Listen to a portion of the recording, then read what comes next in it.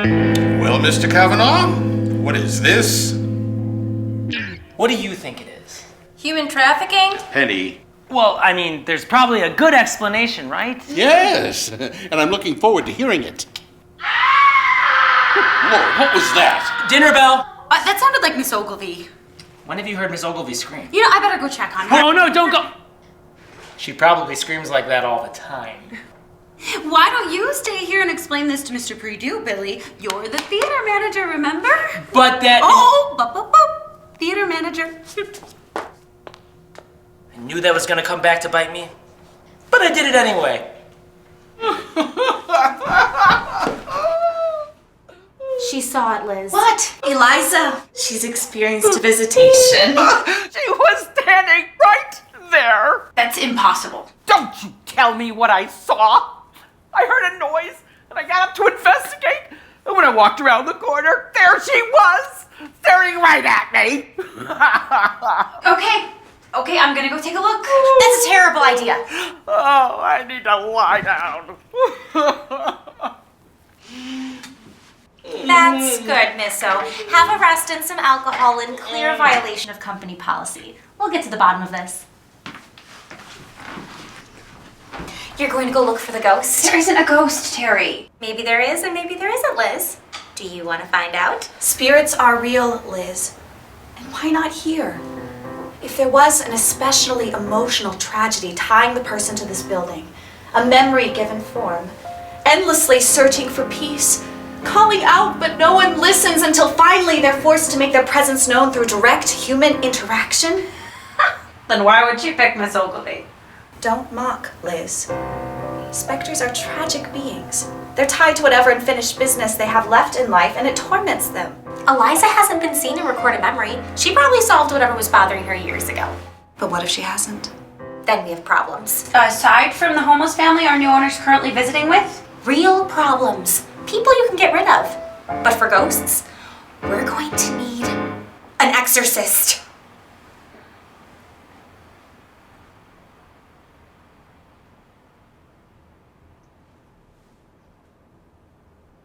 What are you doing? I don't know. It seemed like something was about to happen.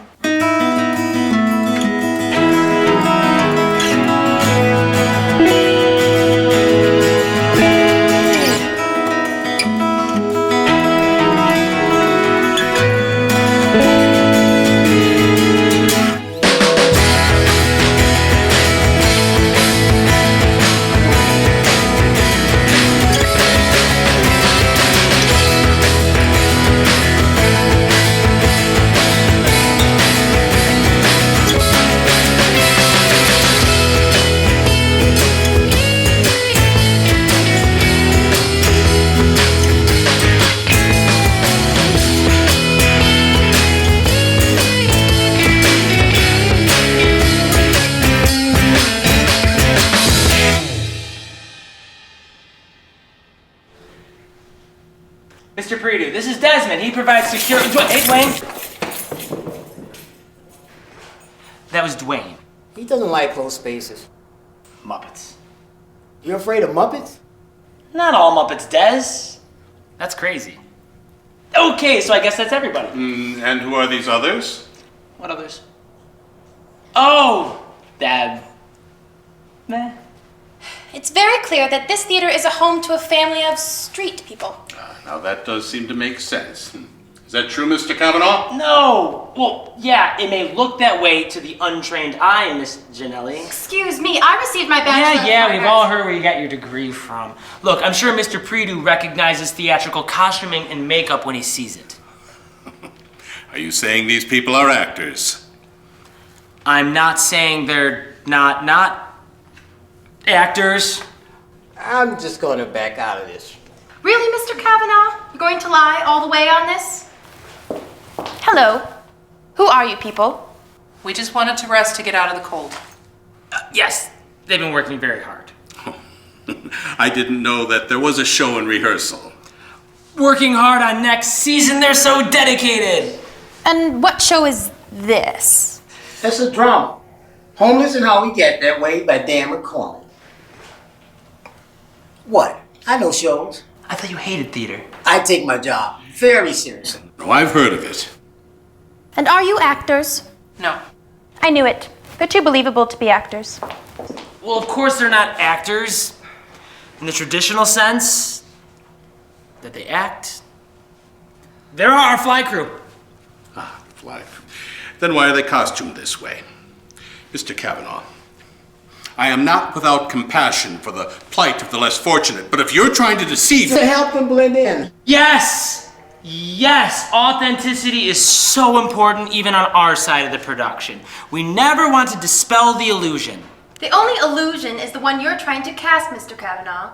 Mr. Perdue, I think our wisest move is to contact the authorities and then take a close look at the people running this theater and see if we can't make any better choices.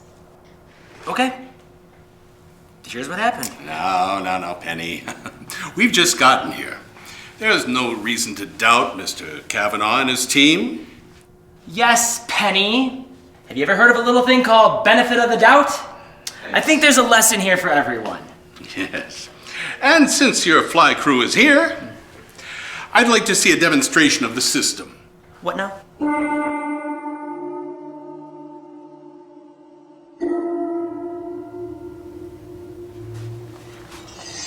Has anyone thought about what we're going to do if we actually see her? It's not going to happen. Eliza's a myth. Look, I don't know what Miss Ogilvy saw, but it probably came out of that bottle.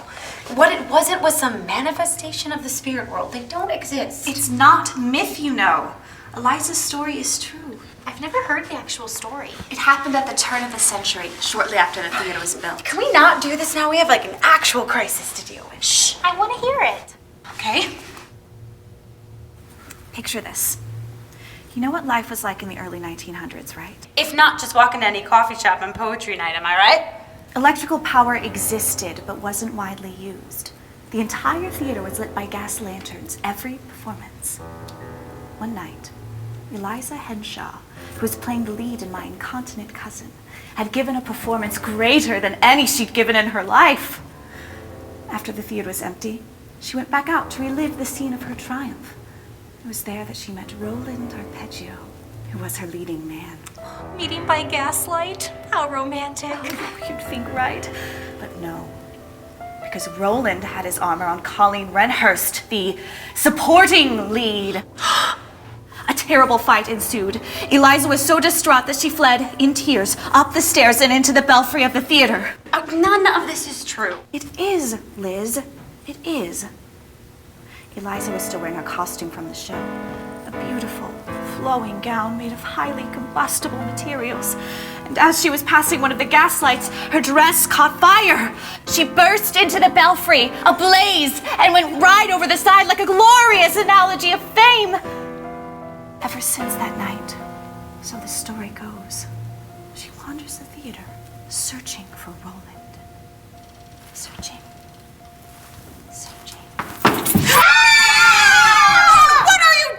What am I doing? What are you doing? Hanging around in the hallway like the three sisters in Hamlet, scaring people. Not cool. I'm having a terrible day.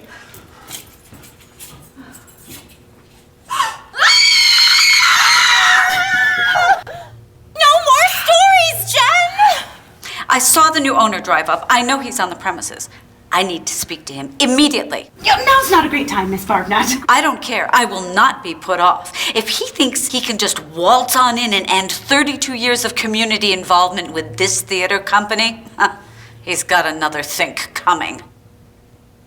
Thing coming. He's got another thing coming. No, she's right. If he thinks he's got another think coming. That doesn't make any sense. What sense does another thing coming make? What's the thing? Her. I beg your pardon. Why don't we all go find Mr. Perdue? I'm sure he's with Billy, and who knows what kind of fun they're having. Yes. Okay.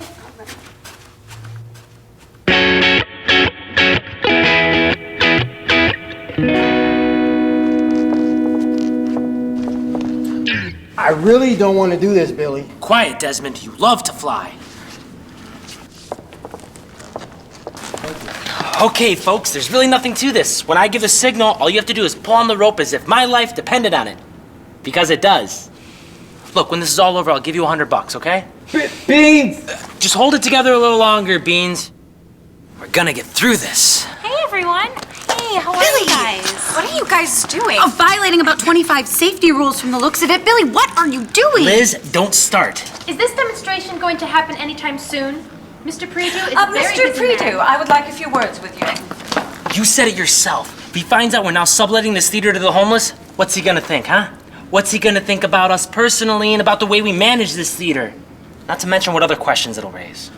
He's gonna go over this place with a fine-tooth comb looking for stuff, and he will find it. Enough, Billy. I know what I said, but this is ridiculous. You're about to have 2 untrained people operate our fly system, and Desmond is way beneath the height limit required for that harness. He could fall and seriously be hurt. He's not going that high. Worst case scenario, skull fracture. My name is Marion Barbnott, and I am president of the Cornerstone Players. I received a letter from you in which you state that you will be producing shows in-house from this point on. The Cornerstone Acting Company has been producing shows in this theater since before you installed your first casting couch. Oh, how sweet. I've read your reviews. The only thing less enjoyable than the second act of this performance is the first act of this performance. That was from last season, wasn't it, Penny? We clipped that one for our scrapbook. True, not every show we've done has been a hit. Here's another one. There's nothing like a captivating show performed by a talented cast. But you won't find it in this theater. The local reviewers sure know how to turn a phrase. Well, this isn't Broadway. Yes, well... We know what this community expects from its local theater. It is, but last year, you performed The Diary of Anne Frank. And between the Van Pels and the Frank family, there were 13 children. Then, in The Sound of Music, there were over 20 members of the family Von Trapp. We cast a lot of children. It brings in more patrons. There are 2 theaters competing for the same audience in this community. Yes. And we... Well, what the local audience expects, Mrs. Barbnott. What any audience expects is a quality production and value for the money they spend at the theater, huh? Even this theater. Now, those are the minimum standards I set for any theater under my operation, and it will certainly be the law of the land here. Now, if you lose that quality, you lose your audience, and they'll stay at home and binge watch some series on Netflix or Hulu or something. Well, I'm quite sure our next season will be extremely well received. We've got some bad news, Mrs. Barbnut. We're bringing in some new blood. You wouldn't dare. Already dared, I'm afraid. But thank you for everything you've done for this theater and this community. Bye now. You have not heard the last of this, Mr. Redux. Of that I'm sure. Look at yourself, Billy. This isn't funny. I don't care who he is or what kind of control he has over our future or the future of this theater. You know, I said this earlier and you theater managered me. And even though that's not the way that friends talk to one another, I didn't kick your ass, and you know I could. It's true. She's done it before. This is crazy, Billy, and dangerous. Look, you're not this guy. Don't let Moises Predu make you this guy. Look, I'm sorry I bucked you before. It was a crappy thing for me to do, but I'm too far into this thing, Liz. We do the demonstration, Mr. Predu is happy, and we get to keep putting on shows. Beans! Beans gets it. Benz! Sorry? Our last name is Benz. Fine. No, it isn't fine. It is everything but fine. You have been condescending and dismissive of us since you found us this morning. Not only is it disrespectful, it's offensive. I didn't mean. No, you didn't mean. Because you weren't thinking about what you were saying. Look, I know you don't see us as real people. We're obstacles to you, and believe me, we're used to it. But what I won't stand for is for you to make my husband into a joke. Addiction is an insidious thing. You don't even know it's coming until it has nearly everything that you love. We weren't always human refuse, you know. We had a beautiful house. 4 bedrooms, 2.5 baths, and a tub that was also a jacuzzi. Oh, I've always wanted one of those. I volunteered at the local food pantry. I watched people come in and walk away with a bag of groceries that cost probably $10 total. And you know what? I pitied them. I pitied them, and I patted myself on the back for what a generous, giving person I was. And And then I went home to my beautiful house and my beautiful family. But what I didn't know is that Daniel was fighting his own battle. And he was losing. First our bank account, then our friends, and then our home. And when there was nothing left to take, it stole Daniel's mind. Beans? Ben's. Don't you get it? He is struggling so hard to hold on to his identity because it is all he has left besides myself and Danny. Danny, he loves his father very much. So don't you dare make him watch while his father is demeaned for your entertainment.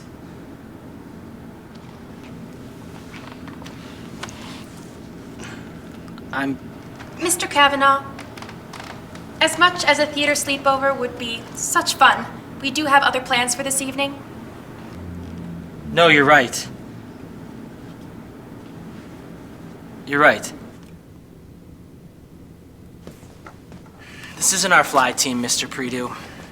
They're a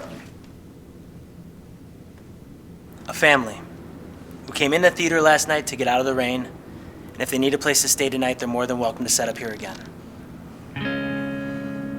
I don't know what you expect from us, or what your plans are for this theater, but I do know that we're all part of this community, and that means we take care of each other. The world's too mean to have to go it alone. Look, this theater was built as a place to bring people together. The air you're breathing, it's filled with more than 100 years of laughter, sighs, gasps of amazement. Well, not literally. We do have a state-of-the-art air filtration Liz. system that... Look, Mr. Predu, it's not perfect. It's got a lot of flaws, like anyone does who's been around for a century. But it could be great. It's heart. It's strong. So is ours. This isn't just some place where we work. It's a place where people like us, the outsiders, the theater geeks, can come and feel accepted, even envied. A place where audiences can come to forget about their troubles and enjoy a type of entertainment that does not exist anywhere else. We believe in it, all of us, like it's part of our family. All it takes is for you to believe too. Well, duh.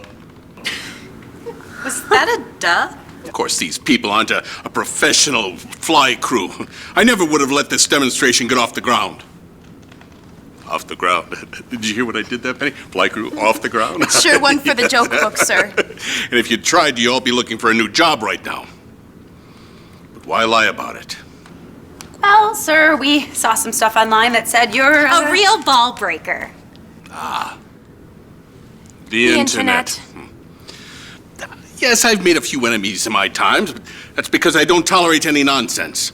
I know a losing proposition when I see one, and I won't waste my time and money over things that are, well, a waste of time and money. But you people intrigue me. I don't understand. Oh, this little episode, for instance. I wondered how far you were willing to take it. See if you were the kind of people I needed to run this theater successfully. And you are. Professional. Loyal. Why, you even defended her in her terrible singing. That's mean and not true. Oh, dear. Does this mean I can get out of this thing? Sure, Desmond. You know, this team has the passion and the energy to take this theater where I want it to go. To be the crown jewel of the county. I'm keeping all of you on. With one exception. That insane Bobnut woman is not allowed to take another step into this theater. I'll bring in someone to choose the staff and select the season. All right? Fair enough? More than. Like, who would you be selecting? Well, that's good. Okay, fine. Penny, I think we should be leaving. You know, we passed a diner on the way in. I saw a sign that said, Prime Rib Night. Small town diners. I'm looking forward to the gastrointestinal distress. Oh, and Kavanaugh. Yes, Mr. Predu?